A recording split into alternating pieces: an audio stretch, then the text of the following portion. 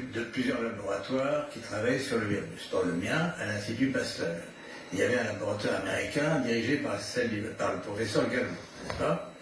Et il s'est démontré par les séquences que le virus que j'avais envoyé au docteur Gallo a été rebaptisé par un autre nom, mais c'était le même virus. Pourquoi le même virus? Parce que les séquences étaient identiques.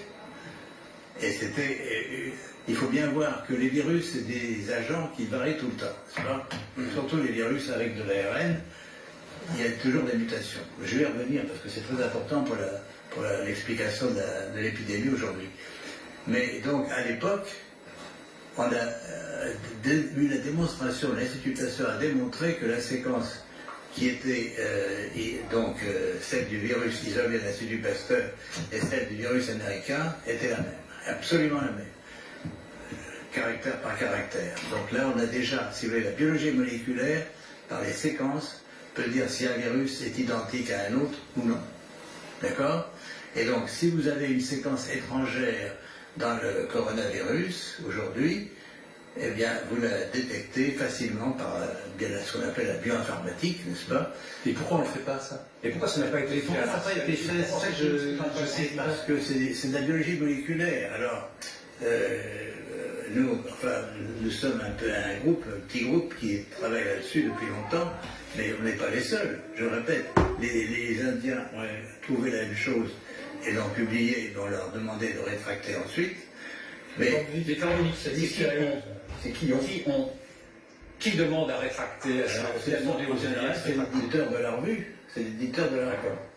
Mais pourquoi, en fait, ce que vous nous dites paraît simple, c'est que, comme il y a plusieurs séquences, si j'ai bien compris, il y a plusieurs séquences dans ce virus, par définition, ces séquences ont artificiellement été mises en place dans ce virus, on est toujours d'accord, et que ça se voit pour n'importe quel virologue va le voir immédiatement. Alors, ça paraît simple. Donc, pourquoi personne ne dit, attention, ce virus, il n'est pas naturel, il y a quelque chose qui a été fabriqué, il y a quelque chose d'artificiel là-dedans, et pourquoi personne ne le dit? Alors, il y a une réponse mauvaise là-dessus, c'est que ces séquences sont courtes, et certains disent, elles sont trop courtes, c'est le hasard, etc., etc. Ah, donc il y a une polémique sur la question. Il y a une polémique sur la question. D'accord. Mais on répond tout de suite, parce que ces longueurs sont quand même des longueurs qui portent une information génétique.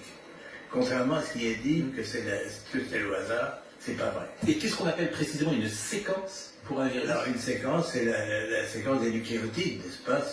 Il y a 4 nucléotides différents. Ça, je ne suis pas beaucoup avancé. Je suis pas beaucoup avancé. Tout ce côté. Oui, non, mais si je comprends bien, il y a une discussion sur l'analyse de cette séquence, parce qu'il y a des gens qui disent c'est le hasard. C'est ça? J'ai répondu, c'est pas le hasard. Vous dites c'est pas le hasard, mais bon. Ce que vous êtes en train de dire sur notre plateau, effectivement, je reprends l'expression d'Ivan de bombe. Pourquoi? Parce que vous n'êtes pas n'importe qui, vous êtes prix Nobel de médecine. Et vous êtes celui qui a découvert le VIH. Donc votre voix, elle porte forcément, et il va avoir des conséquences de ce que nous sommes en train de dire là. Le professeur Delfrécy, par exemple. Responsabilité, j'ai pensé qu'il fallait effectivement que j'en parle une fois qu'on a été sûr. Si vous voulez, Et vous êtes sûr depuis combien de temps? Pourquoi n'en parlez-vous pas au professeur Delfrécy? Pourquoi n'en parlez-vous pas au professeur Raoult? Pourquoi ne vous je suis prêt à en parler. Mais pourquoi ne l'avez-vous pas fait dès à présent? C'est ça que je n'arrive pas non plus à comprendre. Si, c'est-à-dire qu'il y a un processus qui prend du temps. On a envoyé bien sûr il y a déjà une publication dans une indienne, parce que je le répète, il y a une pression énorme. Cette publication indienne, elle date de quand? Elle date de quelques semaines. Quelques semaines? Oui.